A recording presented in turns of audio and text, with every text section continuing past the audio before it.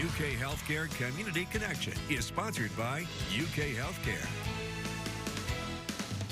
We welcome Dr. Elizabeth Rhodus to our studio. She is an Alzheimer's and dementia specialist at UK HealthCare. Thank you so much for being here. Yeah, thanks for having me. As an Alzheimer's and dementia specialist at UK, what does your job entail? Yeah, thank you for asking that question.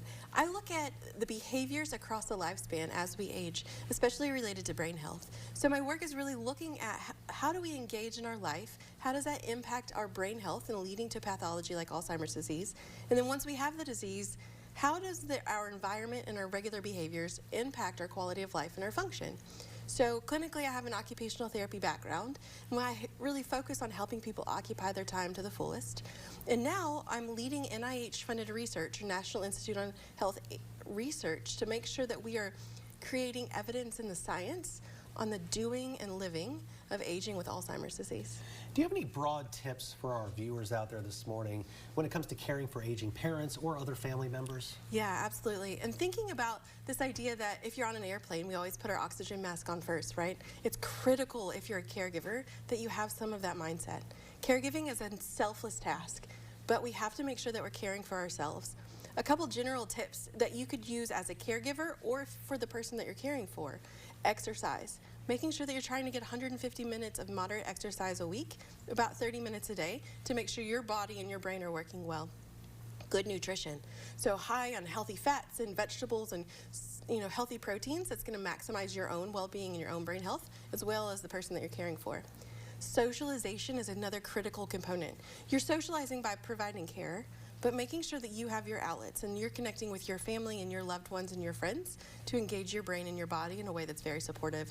The other thing that we really encourage is thinking about cognitive challenge in a way that's outside of the norm. So spending time with your hobbies and your tasks and how you enjoy your time to make sure that your health stays as optimal as possible while you provide care. We were just talking about the holidays just around the corner, next Thursday, Christmas, and a lot of people will be spending time with their family members. Is there any signs or symptoms that they should look out for that might lead or might be symptoms of Alzheimer's or dementia that they should look out for? It's interesting because at this point, 1 in 2 people, so 50% of people over the age of 85 have some form of dementia. So as your loved ones age, they may be starting to realize or face memory loss and cognitive problems. But a critical component is that the behavioral symptoms and the mental health symptoms can start 1 to 2 years before memory impairment starts. So if you have a loved one over the age of 65 and they have a new onset of depression, that could be a warning sign.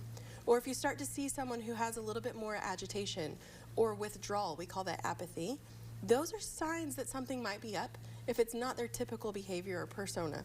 We can also see some changes in movement, like differences in how they're walking or slowness. Those are some signs that something might be going on in the brain, and to make sure that people are well hydrated and that they're following up with their primary care physician if you do have any concerns. Such a difficult health issue. A lot of great information though this morning. We appreciate you coming in. Thank you. Dr. Rhodus, yes, thank you. We'll be right back after the break.